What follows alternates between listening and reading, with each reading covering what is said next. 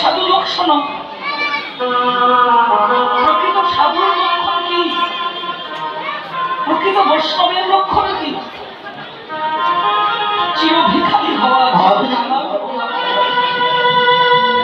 আপনারা তো জানেন যারা ভজনে আছে, বৃন্দাবনের ভজনকারী মহারাজ বাবাজিরা বলেছে, ওগো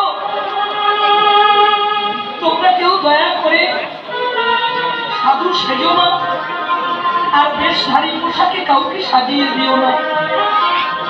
যদি কৃষ্ণ ভজন করতে যাও, যদি বৈষ্ণবতা অবলম্বন করতে যাও, তবে সাধু সেজো না, কাউকে সাজিয়ে দিও না।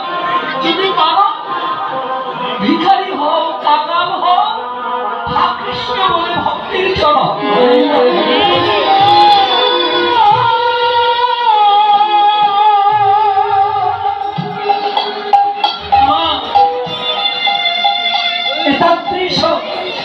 সর্বত্যাগী কাঙাল ভিখারি হরিনাম আশ্রয়কারী বৈষ্ণব চূড়ামণি মহাদেবকে মদন অহংকার করে প্রতিজ্ঞা করেছে, মহাদেব আমি তোমায় দান মেরে পরাজিত করব।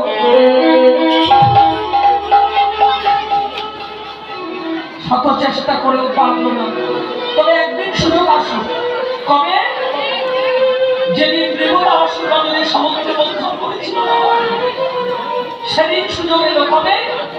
ওই লক্ষ্মী দেবী অমৃত ভান্ডার নিয়ে যখন উঠে আসবে, অমৃত নিয়ে গণ্ডগোল, তাদের দেবতা অসুররা অমৃত ভান্ডার ছিনিয়ে নিল। দেবতারা ছুটে গেলেন ভগবান নারায়ণের কাছে। নারায়ণ বলল, ঠিক আছে, দেখি কি করে যাক। কি করলেন?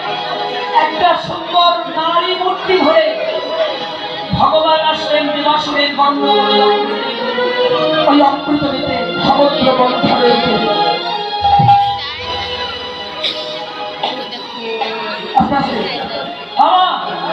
ওই ভগবানের রূপটাকে দেবতা অসুররা ভুলে গেল। আর একজন ভুলে গেল, সেকে ওখানে বসে হরিনাম করছিলেন মহাদেব। ভগবান যখন কটাক্ষ নয়নে মহাদেবের পানে চাইলেন, মহাদেবের ধ্যান ভেঙে গেল। মহাদেবের বদনে হরিনাম ধম হয়ে গেল। আহা মরি মরি, কি রূপের মাধুরী, তিনি কে? হরিনাম বলে যে এই কথা বলেছে, মদন ঘুরছিল বহুদিন ধরে। যেই দেখলো বৈষ্ণবের মুখে হরিনাম নয়, হরিনামে ভুলে কামিনীর পেছনে বৈষ্ণবের মন তলে, মদন দেখলে এই তো সুযোগ, এইবার বাংলা দিয়ে নেবে। কি করলো? ভগবানের নারী মূর্তি দেখে যখন মহাদেব উঠে দাঁড়ালো, আর মদন সেই সুযোগে তার তৃতীয় বাণটি মহাদেবকে নিক্ষেপ করে।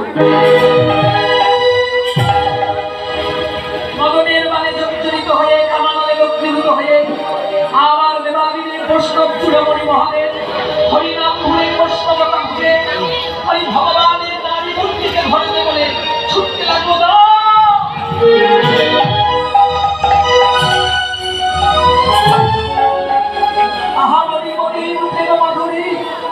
তুমি কে? কোনো গন্ধর্ব দুহিতা, কোনো দেবকন্যা? যে হোক না কেন, আমি তোমায় আলিঙ্গন দিতে চাই।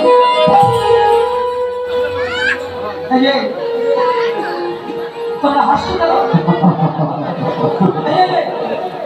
হাসছো কেন? না আপনারা না, সমস্ত আসল দেবতারা হাসছে। অমৃত নিয়ে গণ্ডগোল করে দরকার। দেখো যে পরমামৃত হরিনাম আস্বাদন করে, যার বদন দেখলেই পাপ তুলে যায়, যার মুখে হরিনাম শুনলে কর্ণবন্ধন ছিন্ন হয়, সেই বৈষ্ণব চূড়ামণি মহাদেব কিনা আজ নারীর পেছনে ছুটে যায়।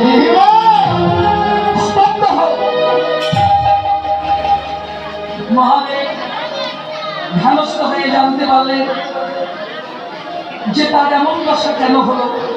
বুঝতে পারলো ওই গল্পকারী মদন তাকে বান মেরেছে। ক্রুদ্ধান্বিত হলো মহাদেব।